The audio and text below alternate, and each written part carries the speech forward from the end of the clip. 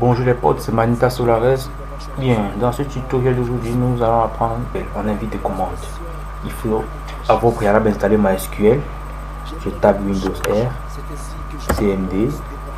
Je me positionne dans mon invite de commande. Je tape la commande MySQL-U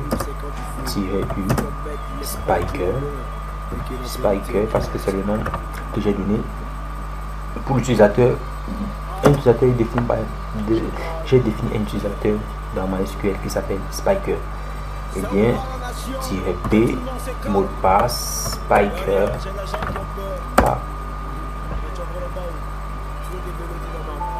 Oh, apparemment j'ai mal tapé mot de passe, quelque chose comme ça. Attends, on va refaire. MySQL-U, Spiker-b, Spiker. Ah, désolé, je ne suis pas connecté, je n'ai pas démarré le service, ouais. On va dans le gestionnaire de tâches, service, on tape MySQL, on démarre. La notification est là. J'ai activé la notification de MySQL, ce qui me permet de voir à chaque moment le statut de SQL. Bien, ça a démarré. Son PID c'est 876. Sur Linux, vous avez souvent entendu parler de PID. Lorsqu'on fait un kill 876, ça tue le processus.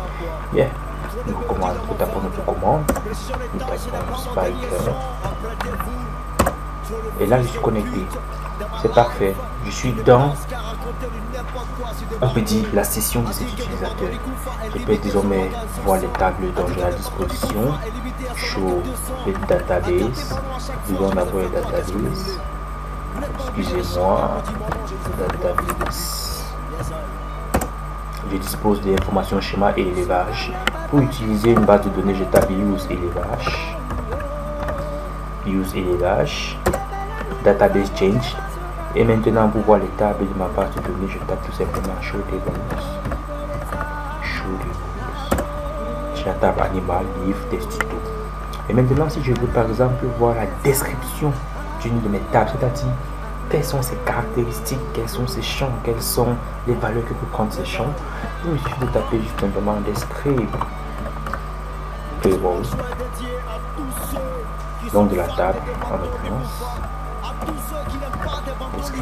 Livre. Alors je vois que dans ma table livre, j'aurai trois champs. Le champ ID, le champ auteur et le champ titre.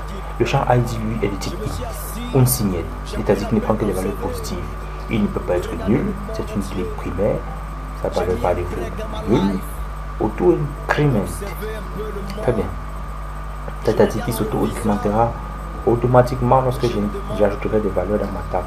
Auteur lui est un varchar 50, il peut être nul, il est un index, c'est pour ça que vous voyez nul, on y reviendra plus tard dans les prochains tutos, et sa valeur par défaut c'est nul. Pareil pour titre, varchar 200, et bien varchar c'est une chaîne de caractères variable qui s'adaptera automatiquement en fonction du caractère que vous tapez. Si le titre vous tapez par exemple un titre qui a disons 100 caractères, votre titre aura l'entrée qui aura pour titre ce 100 caractères là aura 100 caractères en titre, tout simplement. C'est-à-dire, si vous tapez 50, si votre titre est 50 caractères, par exemple pour l'ID 4, et bien lorsque vous indexerez ce champ là, le titre de ce champ sera 50 caractères. Mais il ne peut pas aller au-delà de 200. Au-delà de 200, il va tronquer. Il va s'arrêter. Si vous tapez 205 caractères, il va tronquer à 200 et le reste ne sera pas pris en compte. C'est aussi simple que cela. Maintenant, une petite commande pour terminer. C'est la commande select. Le code c'est certainement très bien. On sélecte tout de la table livre. Tout simplement. Voilà ma table livre. Il a un ID, auteur, titre. Vous voyez, les index auto-incrémentent automatiquement. Ici, on faisait une petite insertion en passant. On va taper un petit insert into livre value. Vous voyez, je n'ai pas besoin de préciser le ID. Value. Je vais dire Solares. La cité des dieux.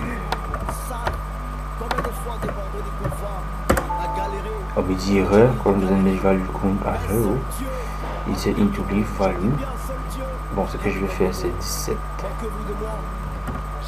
C'est là, query affected.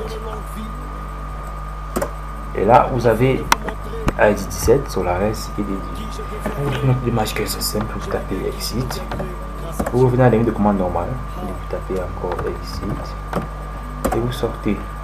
Et pour arrêter le service de MySQL, vous venez juste simplement dans My Service, vous faites un clic gauche, arrêtez. La notification va me signaler que MySQL a changé. Là, service MySQL change status from running to stop. Parfait. Je crois que c'est tout pour aujourd'hui. On se retrouve dans des prochains tutos. Le logiciel, la porte de la terre.